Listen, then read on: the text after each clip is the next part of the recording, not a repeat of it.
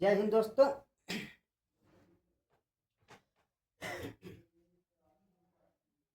आज का जो टॉपिक है टेंस के सेंटेंस के प्रकार तथा बनाने के नियम है। ठीक है, टेंस के सेंटेंस के प्रकार तथा बनाने के नियम। ये पार्ट 2 है। इसके पहले पार्ट 1 हम पढ़ा चुके हैं, जो ये चार्ट बना के उसमें टेंस के कितने भाग होते हैं और टेंसों में उनके जैसे मान लो टेंस के प्रेजेंट, पास्ट, फ्यूचर। तो प्रेजेंट के 4 भाग होते हैं, इंडिफिनिट, कंटिन्यूअस, परफेक्ट, फिर इसके बाद परफेक्ट कंटिन्यूअस। इसी तरह पास्ट का भी होता है, past indefinite, past continuous, past perfect, past perfect continuous. Future का भी इसी तरह होता है, future indefinite, future continuous, future perfect, future perfect continuous. तो उसमें सारे नियम, कौन से, उसका हेल्पिंग वर्ब क्या होता है, उसका मेन वर्ब क्या होता है, उन सारे चार्ट पिछले वाले पार्ट 1 में हम बता चुके हैं। अब इसमें क्या है कि टेंस का जो रूल इसमें बताया गया है कि कैसे हम रखेंगे टेंस का। जब कोई चीज होता सेंटेंस में होता, कोई चीज बातचीत करते समय हमने कोई भी चीज सेंटेंस में बोलते हैं, तो इंग्लिश में उस सेंटेंस को रखा कैसे जाएगा, उसका फॉर्मेशन कैसे किया जाएगा, आज हम उसके विषय में पूरी तरह से एक टू जेड बताएंगे। देख, इसमें क्या है कि पूरे टेंसों को लेकर नहीं, पूरा टेंस है लेकिन उसमें समरी करके कर दिए हैं। एक एक करके हम बताते हैं। टेंस के सेंटेंस मुख्यतः 4 प्रकार के होते हैं, जिसमें टेंस के सेंटेंस मुख्यतः 4 प्रकार के होते हैं टेंस का। हाँ, तो जिसमें सबसे पहले होता है अफर्मेटिव सेंटेंस। अफर्मेटिव को हिंदी में कहते हैं स्वीकारात्मक, जिसमें हाँ में बात किया जाए। ठीक है, अफर्मेटिव सेंटेंस को कहते हैं स्वीकारात्मक। फिर इसके बाद दूसरा है निगेटिव सेंटेंस। निगेटिव सेंटेंस को कहते हैं नकारात्मक, जिसमें नहीं की बात किया जाता है। फिर इसके बाद तीसरा आता है इंट्रोगेटिव सेंटेंस। इंट्रोगेटिव सेंटेंस को कहते हैं प्रश्नवाचक वाक्य, प्रश्न जिसमें सवाल किया जाए, जिसमें पूछा जाए। फिर इसके बाद चौथा आता है इंट्रोगेटिव निगेटिव सेंटेंस। चौथा क्या है? इंट्रोगेटिव निगेटिव सेंटेंस, जिसमें प्रश्नवाचक नकारात्मक, मतलब सवाल भी किया जाए और नहीं भी लग के आए, तो उसे हम इंट्रोगेटिव निगेटिव सेंटेंस कहते हैं। अब इसमें से एक एक करके इसका बनाने का नियम देखते हैं। तो सबसे पहले जब भी अफर्मेटिव सेंटेंस की बात आएगा तो उसमें सबसे पहले हम क्या रखते हैं? सब्जेक्ट रखते हैं। हाँ, मैं बात कर रहा था सब्जेक्ट मतलब कर्ता। हेल्पिंग वर्ब मतलब सहायक क्रिया। हेल्पिंग वर्ब बोले तो सहायक क्रिया, और इसके बाद जिसे शॉर्टकट में एच वी कहते हैं, शॉर्टकट में एच वी। फिर इसके बाद प्लस मेन वर्ब को शॉर्टकट में एम वी कहते हैं, एम वी। मेन वर्ब बोले मुख्य क्रिया। फिर इसके बाद ऑब्जेक्ट मतलब होता है कर्म। ठीक है, ऑब्जेक्ट मतलब होता है कर्म। फिर इसके बाद लास्ट में जो बचता है अदर वर्ड, मतलब सबसे पहले हम कोई सेंटेंस इंग्लिश बनाते हैं, पहले उसमें सेंटेंस में सब्जेक्ट ढूंढेंगे। फिर इसके बाद देखिए, पूरे टेंस में 2 ही जगह हेल्पिंग वर्ब को यूज नहीं किया जाता। एक प्रेजेंट इंडेफिनिट का अफर्मेटिव सेंटेंस, फिर से सुन लो, एक प्रेजेंट इंडेफिनिट के अफर्मेटिव और दूसरा पास्ट इंडेफिनिट का अफर्मेटिव में हेल्पिंग वर्ब का यूज नहीं किया जाता। अब बाकी सारे जगहों पे हेल्पिंग वर्ब यूज किया जाता है, क्योंकि हम इसके शॉर्टकट में, पूरे टेंस का शॉर्टकट में पता है। अब पूरा रूल एक तरफ से लेकर नहीं चल रहा, इसलिए हम इतना पहले से एक्सप्लेन कर दे रहे हैं। जो हेल्पिंग वर्ब होता है दुनिया में केवल एक ही जगह यूज नहीं किया जाता है टेंस के सेंटेंस में। प्रेजेंट इंडेफिनिट का अफर्मेटिव में हेल्पिंग वर्ब यूज नहीं किया जाता है, और पास्ट इंडेफिनिट के अफर्मेटिव में।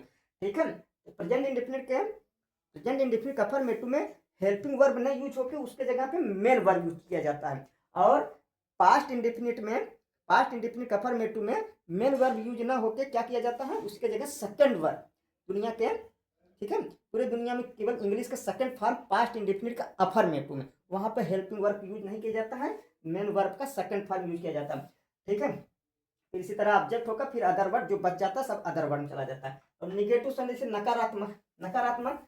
अब चाहे देखो, अब ये चाहे प्रेजेंट इंडेफिनिट का हो, चाहे प्रेजेंट कंटिन्यूअस का हो, चाहे प्रेजेंट परफेक्ट का हो, चाहे पास्ट परफेक्ट, सारे टेंसों के लिए ऐसे ही नियम रखेंगे। इधर ध्यान दो, सारे, चाहे प्रेजेंट का इंडेफिनिट हो, चाहे प्रेजेंट का कंटिन्यूअस हो, चाहे प्रेजेंट का परफेक्ट हो चाहे प्रेजेंट परफेक्ट कंटिन्यूअस हो, निगेटिव सेंटेंस के लिए यही रूल रखेंगे। इसी तरह पास्ट के लिए भी, जब पास्ट का इंडिफिनिट हो, पास्ट का कंटिन्यूअस हो, पास्ट का परफेक्ट हो, पास्ट का परफेक्ट कंटिन्यूअस, सब निगेटिव के लिए यही नियम रखेंगे। जैसे इसमें है सब्जेक्ट, सब्जेक्ट फिर इसके बाद हेल्पिंग वर्ब रखेंगे, ठीक है, फिर नॉट नहीं लगाएंगे, फिर मेन वर्ब जिसे एम भी कहते हैं, फिर ऑब्जेक्ट, फिर जो और लंबा सेंटेंस है अदर वर्ड में जोड़ देंगे, ठीक है। अब इसके बाद आते हैं थर्ड नंबर पे इंट्रोगेटिव सेंटेंस। इंट्रोगेटिव सेंटेंस में क्या है, प्रेजेंट का, क्या प्रेजेंट का, प्रेजेंट इंडिफिनिट का इंट्रोगेटिव हो, चाहे प्रेजेंट कंटिन्यूअस का इंट्रोगेटिव हो, चाहे प्रेजेंट परफेक्ट का इंट्रोगेटिव हो, चाहे प्रेजेंट परफेक्ट कंटिन्यूअस का इंट्रोगेटिव हो, और चाहे पास्ट का इंडिफिनिट, पास्ट का कंटिन्यूअस, पास्ट का परफेक्ट कंटिन्यूअस का इंट्रोगेटिव हो, सारे टेंसों के लिए यही रूल फॉलो किया जाएगा, ठीक है। बस उसमें आपको उन टेंसों का ये ध्यान देना है कि जैसे मान प्रेजेंट इंडेफिनिट का हेल्पिंग वर्ब क्या होता है, डू डज, पास्ट इंडेफिनिट का हेल्पिंग वर्ब क्या होता है, did, future indefinite helping verb क्या होता है, शैल, विल, उसमें सब चार्ट में हम दिखाए हैं, ठीक है।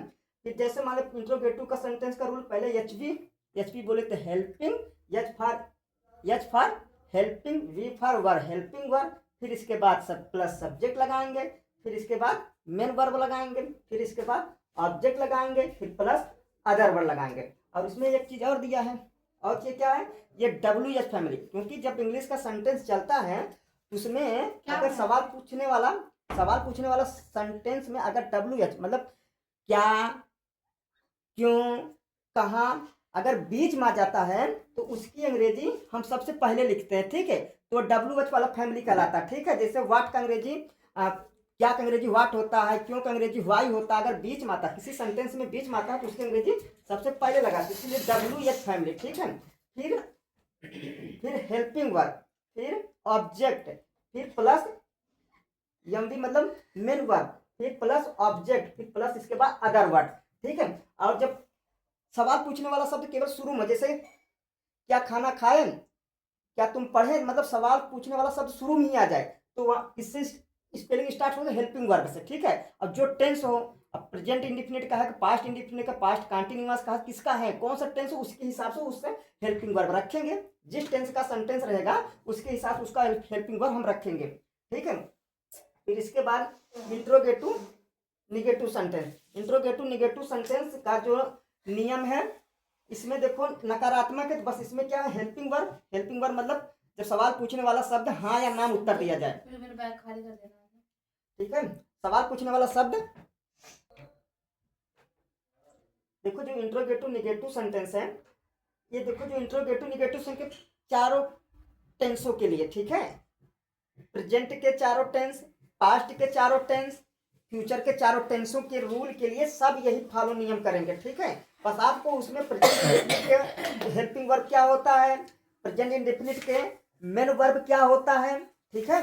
इसी तरह पास्ट इंडेफिनिट का हेल्पिंग वर्ब क्या होता है, और पास्ट इंडेफिनिट का मेन वर्ब क्या होता है, फिर इसी तरह प्रेजेंट कंटिन्यूअस का हेल्पिंग वर्ब क्या होता है, प्रेजेंट कंटिन्यूअस का मेन वर्ब में फर्स्ट फॉर्म ING, उसमें चार्ट में सब दिए हैं, उसी के सेटअप के हिसाब, उसी के आधार पे हम रखेंगे। तो इसमें इंट्रोगेटिव निगेटिव क्या कहता है, अगर सेंटेंस में सवाल पूछने वाला वर्ड सबसे पहले क्या, कब, कहाँ, ये शुरू में ही आ जाए तो सबसे पहले हम हेल्पिंग वर्ब से सेंटेंस शुरू करेंगे, ठीक है।